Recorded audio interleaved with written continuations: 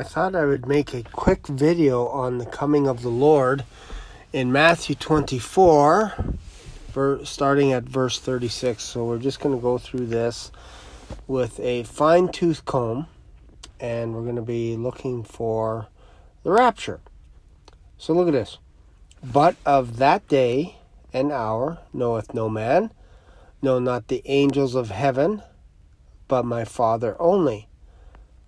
Which is interesting because we don't see the Son of Man here. It's in another gospel, but not here. In every other version, New Living, the NIV, all these other versions, they inserted the Son of Man here because they thought, well, it's in another gospel, so it would be appropriate to put it in here. But I'm just making a note telling you guys that it's not here in this version of the gospel in Matthew 24. All right, so look at this here. But as the days of Noah were, this is Noah, this is the Greek spelling of Noah, translated to English. But as the days of Noah were, so shall also the coming of the Son of Man be. So now Jesus is comparing his coming to the days of Noah. I think that's pretty straightforward. For as in the days that were before the flood, they were eating and drinking, marrying, and giving in marriage. So guys were marrying women, women were being given in marriage, until the day that Noah entered into the ark, and knew not until the flood came and took them all away. So shall also the coming of the Son of Man be. So we'll jump into the other verses, but just again, looking at this, just reading this, we're just talking about a rapture here.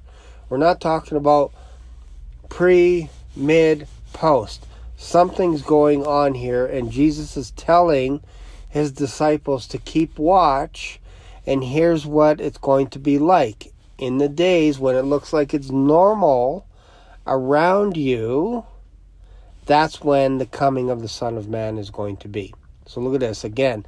As in the days that were before the flood, not during the flood, because when the flood is happening, you're not going to be booking wedding dates. You're not going to be booking a wedding destination in Mexico somewhere. You're not going to be doing that. Sorry, you're not going to be doing that. You're going to be running for your life.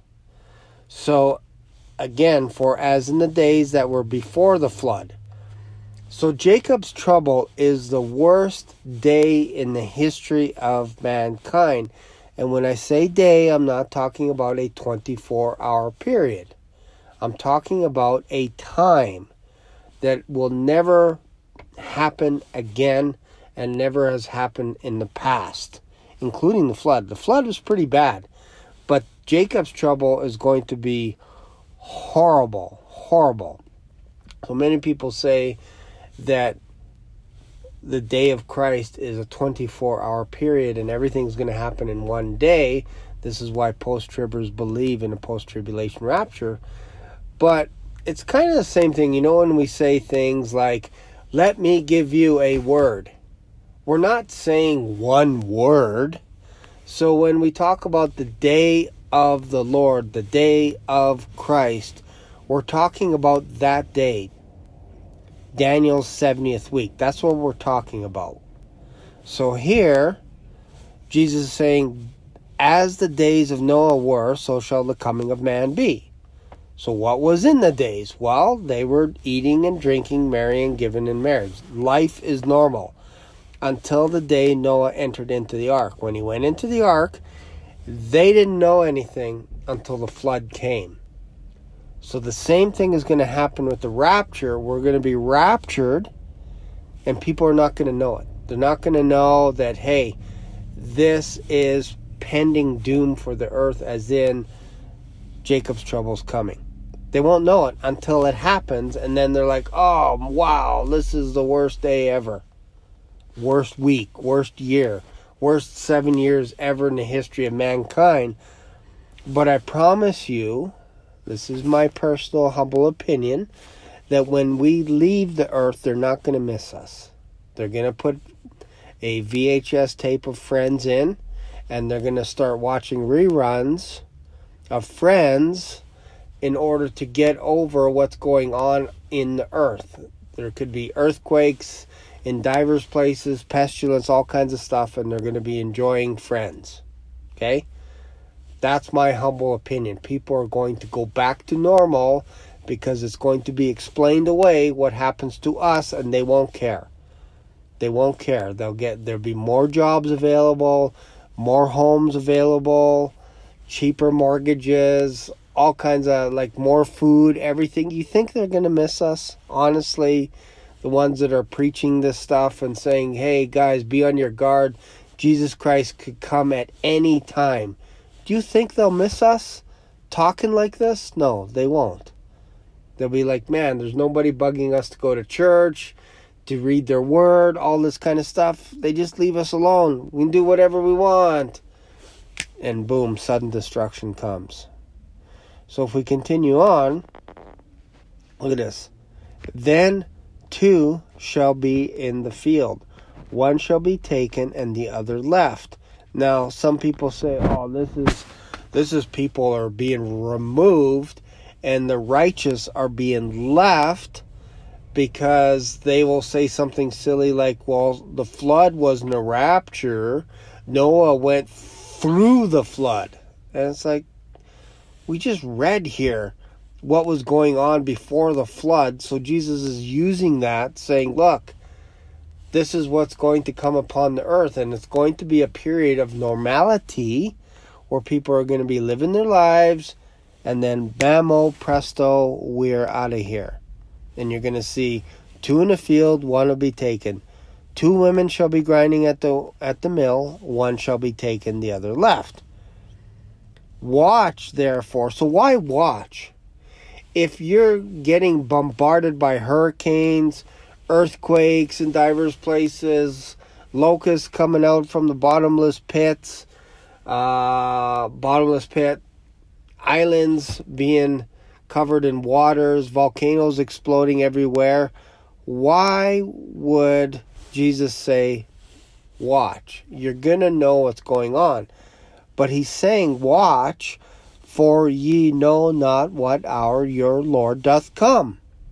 But know this, that if the good men of the house had known in what watch the thief would come, he would have watched, and would not have suffered his house to be broken up. So what is Jesus saying here? This isn't a mystery. He's saying, look, if you knew when your house was going to be broken into, you would have stood watch by a door, probably with a baseball bat, waiting for this criminal to come into your house. And you would take care of him with extreme prejudice. You would know what to do. You wouldn't allow your house to be broken up. So, in this same way, not in a violent way, watch, because he's telling you when he's coming. So he's like, keep alert. It's not going to be an hour or a day that you know, because think about it. If I said Jesus is coming January 20th at 4 p.m., what's the first thing that you guys would say? Which time zone? Because I think there's 24 time zones. I could be wrong on that. But the point is, the disciples would have to ask another question to Jesus. What time zone is that when you're arriving? So this is why Jesus is saying, you're not going to know the hour or the day, because that doesn't matter. The hour or the day doesn't matter, because again, Jesus Christ is outside of time. Therefore, keep watch every single day. My humble opinion, this is why he's saying keep watch. Because you're not going to know that day or the hour. But there is a day and an hour coming. If I'm in Canada, it's going to be a different day and an hour than someone that's in Australia. We know that. If you leave in a plane right now at 3 o'clock in the afternoon, it's a different time zone in Australia if they're tracking that plane. So I think this is common sense to go, this is why Jesus said, no one will know the day or the hour, because it won't make sense to that person in that time zone. They don't care. They're going to be raptured, so it doesn't matter what day or hour. What matters is if you keep watch. Look at this. For in such an hour as ye think not. Therefore be also ready, for in such an hour as ye think not, the Son of Man cometh.